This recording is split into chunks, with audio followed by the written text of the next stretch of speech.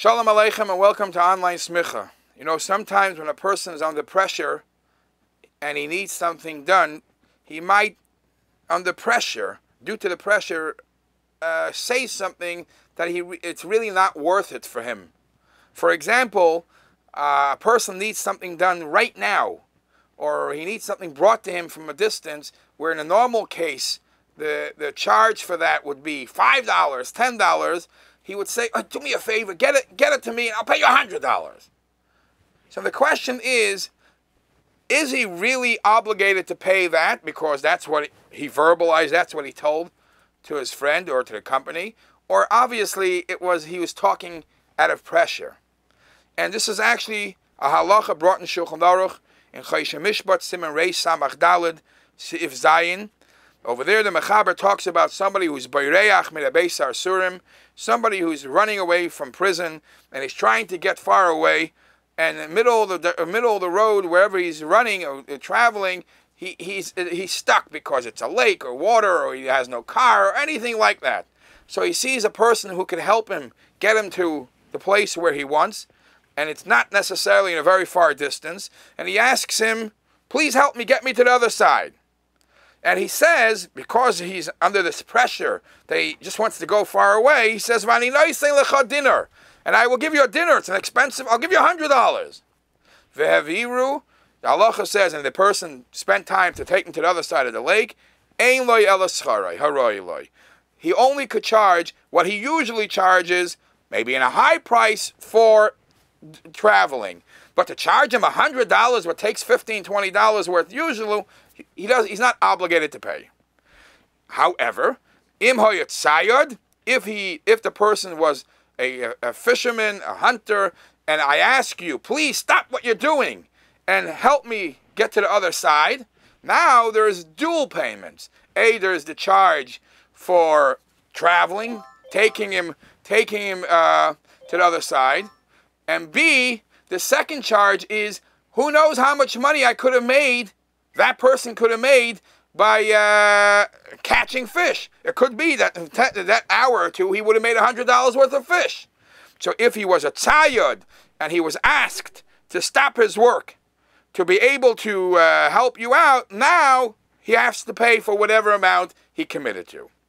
The Ramah comes along and says that when is a person not obligated to pay the full $100, this crazy number, because he obviously mishata anibach, I must have been kidding. It's only when it's talking about a job that it doesn't make sense to pay so much. It's not common to pay so much. The guy must have been crazy. If, however, it's a type of job that you do find people overpay, and the example the Ramah brings is refuah. Now, the doctors have a regular fee, but sometimes if you want to see a specific doctor in a specific time in your comfort zone, you might overpay. So even if the person says, I'm going to pay $1,000 for an appointment, he has to pay it because it's a common practice. It happens that people overpay for such a service. But if it's a regular, typical service and the person out of pressure said, I will give you an astronomical fee, he's not obligated to pay because obviously he didn't really commit. This halacha becomes a yesoid for a tshuva from Rabbi Elyashiv. A question was asked to Rabbi Elyashiv if there was an individual who lived in Tveria and he needed a disc, a letter brought to him from Yerushalayim. Now, if he wouldn't be under pressure or he would have rushed mail, it cost him a couple of dollars. He calls his friend in Yerushalayim and he says to him, do me a favor, would you mind driving this disc or whatever, the mail, over from Yerushalayim to Tveria? And I'll give you whatever you want. So this friend says, how about $500? She says, fine. So Rav Elyashiv was asked, does the person actually have to pay the $500? Because it could be that you don't charge $500 for that service. But he was putting pressure, and that's why he said it. So Rabbi Elyashiv paskined that once that person did the delivery, Reuven, who asked for it, has to pay the whole schiras. And you can't use this asmachta. you can't use this reason Mishat Anibach.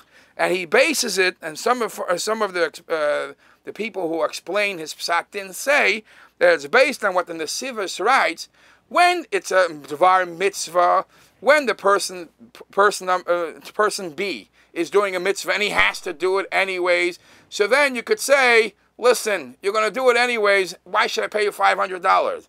But if after all said and done, the man lives in Yerushalayim, he comes out of his way to help you, and I know that it's a crazy number, but it's a service that you pay for. According to Rav Elyashiv, he would be obligated to pay the full $500 because that was the commitment, even though there was no full-fledged kinyan. But that was the commitment. You can't say anymore Mishat Anibach.